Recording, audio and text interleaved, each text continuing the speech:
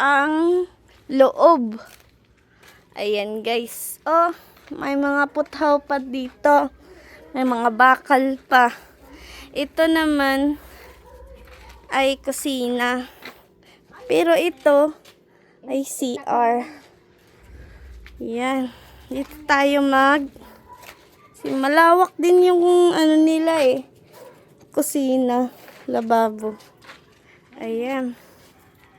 Ayan dito. Nandito. Para hindi na magsiksikan pa. At saka dito, hindi ko alam kung anong kwarto ba to.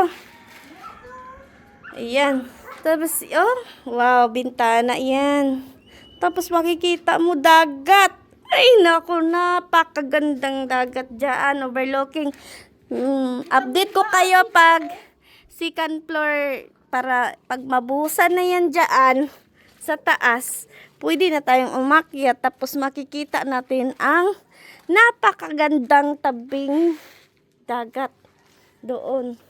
Ito ay bundok dyan. Kaya yun. At ito naman, hindi ko alam kasi hindi pa natapos ba. Tapos dito, malinis na sa ilalim. Punta muna kami sa underground. Kasi dito natin may ano tayo, may alaga tayo dito. Kubra. Dito sa ilalim natin ilagay. Charot.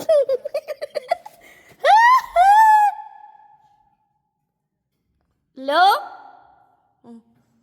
Umiiko-iko na sa ilalim. Charot lang yun ha, may alaga. Wala tayong alaga, guys. Ayan, underground. Ganito yan, kaganda. Kalansay pa lang yan. Pero pag mabuo na yan, super ganda nito. Ayan, matapang na aso.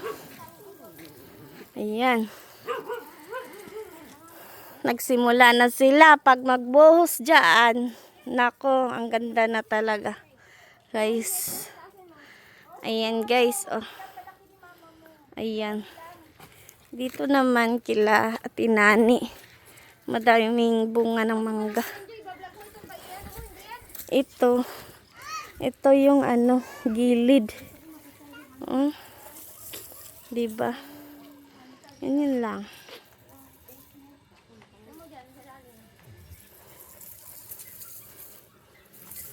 Sobrang kapal yung mga ano na yan, guys. Oh, pundasyon nila, oh. Sobrang kapal. Hindi matitibag yan. Diba?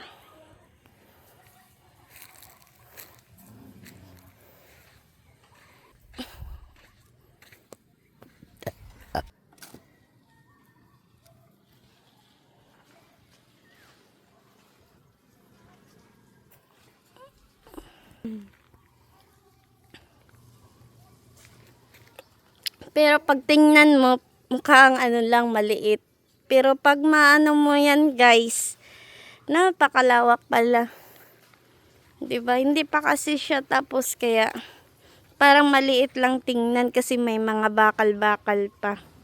Ayan guys, hindi yan basta-basta oh. Ang daming naka-ano na bakal.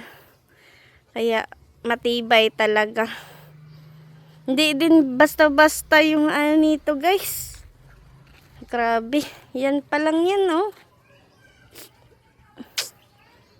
O diba?